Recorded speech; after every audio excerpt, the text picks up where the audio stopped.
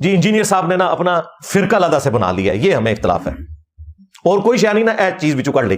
جو چوری ان کے بزرگوں نے خود کی ہوئی ہے نا, یہ وہی چوری کا الزام نا اگلوں پہ بھی لگاتے ہیں. بھائی اگر میں نے کوئی فرقہ لانچ کیا ہے تو ہمارے فرقے کی کوئی مسجد دکھا دو, ایک مسجد, کوئی مدرسہ, کوئی چندہ بک. تم تو کہتے ہو ہمارے بابے پالتے ہیں, حالانکہ بابوں کے مزارات پہ جو چندے چڑھتے ہیں نا اس سے وہاں مجاور کھاتے ہیں, اور یہاں وہ بابا ہے جو اپنی جیب سے کھلاتا ہے. ہوں دسو وڈا بابا کیڑا ہے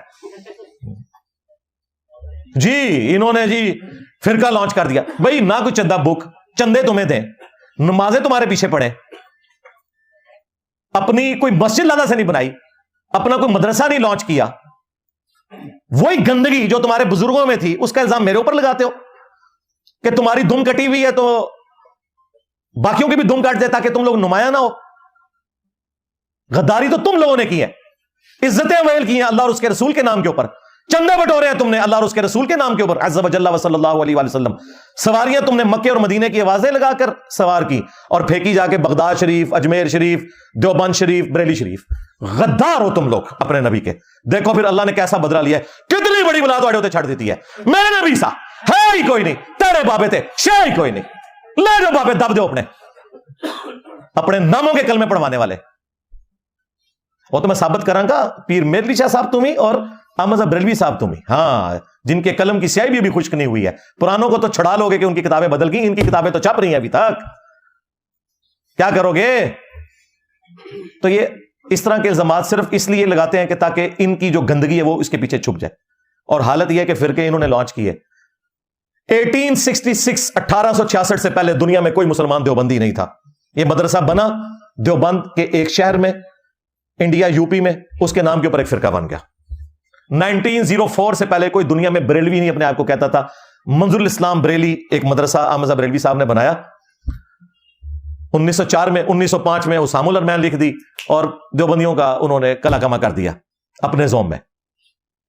فرقے تو انہوں نے لانچ کیے ہیں, اور فرقوں کی سب سے بڑی نشانی ہوتی ہے ایک دوسرے کو کافر کہتے ہیں. ہم تو تم سب کو مسلمان سمجھتے ہیں, تمہارے پیچھے نمازیں پڑھتے ہیں, تمہیں چندے دیتے ہیں, جو تمہاری زندگی موت کا مسئلہ ہے. سوائے دو فرقوں کے, ایک شیعہ کا فرقہ نصیریہ جو علی اللہ کہتا ہے, ان کو ہم کافر سمجھتے ہیں. دوسرا سنیوں میں سے نکلا ہوا حنفی قادیانی فرقہ. ہاں کوئی رفع الدین شروع کرتے یہ کہتے ہیں کہ جی یہ قادیانی ہو جائے گا. اوے قادیانی تے حنفی جے, قادیانی رفع الدین نہیں جے کر دے, حنفی بریلوی, حنفی دیوبندی, حنفی قادیانی. ہاں یعنی کہ چشتی رسول, تھانوی رسول, قادیانی رسول, نعوذ باللہ من ذالک. وہ گالیاں جو تمہیں پڑتی تھی وہ ہمیں دیتے ہو, تو کافر تو تم نے ایک دوسرے کو کہا ہے. احمد بریلوی صاحب نے حسام الحرمین کے اندر کیٹاگوریکل مینشن کیا ہے اشرف علی تھانوی صاحب اور مزید 3 علماء کو, اور 5ویں نمبر پہ غلام احمد قادیانی دجال کو, سب کو کہا کہ یہ کافر ہے, ان کے کفر میں شک کرنے والا بھی کافر ہے, اور اجماع ہے اس کے اوپر. دیوبندیوں نے اس کے جواب میں پھر لکھی المحنت علی المفنت, ہند کی تلوار ایک سٹھیائے ہوئے بابے کے اوپر. انہوں نے لکھی تھی حسام الحرمین, حرمین کی تلوار. اس میں انہوں نے کہا احمد بریلوی اور ان کی پوری جماعت ایک شیطانی لشکر ہے جو علماء دیوبند رضی اللہ عنہم پر حملہ آور ہوا ہے, جس طرح کے شیاطین حملہ آور ہوتے تھے پیغمبروں کے اوپر. دیکھو 14ویں صدی کے مولوی رضی اللہ عنہ. پھر اعلیٰ حضرت نے تو کیا پھر سینہ اور کلیجہ ہمارا ٹھنڈا کیا ہے اس اعتبار سے کہ انہوں نے کوئی لگی لپٹی نہیں رکھی. ہاں ان سے احکام شریعت میں سوال ہوا کہ یہ جو وہابی ہیں, اہل حدیث, دیوبندی اور رافضی شیعہ اور قادیانی اور نیچری یعنی نیچر میں ماننے والے سر سید احمد خان اور یہودی اور نصرانی, ان کے ذبیحہ کا کیا حکم ہے؟ انہوں نے کہا کہ خواہ کوئی دیوبندی ہو, اہل حدیث ہو, وہابی ہو, شیعہ ہو, قادیانی ہو, قادیانی کافروں کو ان کے ساتھ ذکر کیا. یہ 1,00,000 دفعہ بھی اللہ کا نام لیں ذبیحہ مردار ہی رہے گا. یہ سب کے سب مرتد یعنی واجب القتل ہیں. انہوں نے اسلام چھوڑ دیا ہوا ہے. ویسے انہوں نے غلط لکھا, اسلام نہیں چھوڑا, بریلوی چھوڑی ہوئی ہے.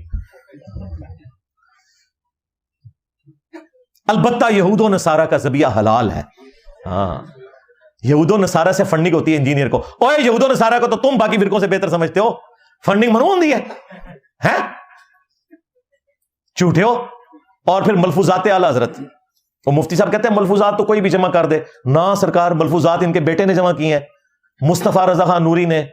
1981 میں ان کی ڈیتھ ہوئی, ان کی وہ نعت ہے تو شمع رسالت ہے عالم تیرا پروانہ. اور نہ صرف انہوں نے جمع کیے بلکہ شروع کے حصے احمد بریلوی صاحب نے خود پڑھے ہوئے ہیں, پروف ریڈنگ کر کے اس کے اوپر باقاعدہ ایک ربائی لکھی ہوئی ہے کہ میرے بیٹے نے بڑا اچھا کام کیا ہے. اور بیٹے نے کیا کام کیا تھا پتہ کیا لکھا ہے؟ سوال ان سے ہوا ہے کہ اگر وہابی دیوبندی اور اہل حدیث جماعت کروا رہے ہوں تو ان کے پیچھے نماز پڑھ سکتے ہیں؟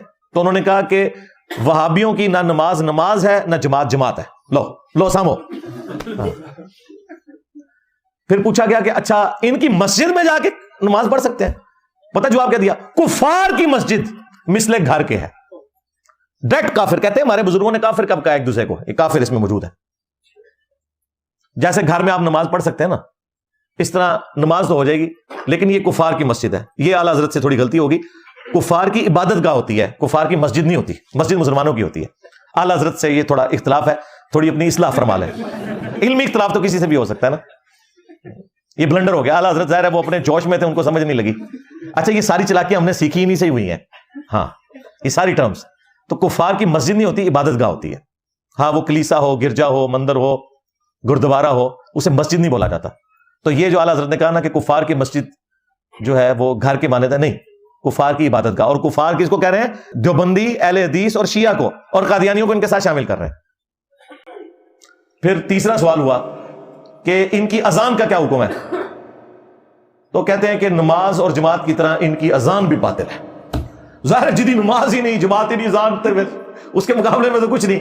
البتہ جہاں اللہ کا نام آ جائے، اس کے رسول کا نام آ جائے، تو آپ نے احترام عز و جل و صلی اللہ علیہ وآلہ وسلم کہنا ہے. اذان کا جواب نہیں دینا. بالکل یہ سب کچھ ان کا برباد ہے. یہ جناب ٹوٹل ان کی اوقات ہے اور باتیں ہمیں کرتے ہیں یہ.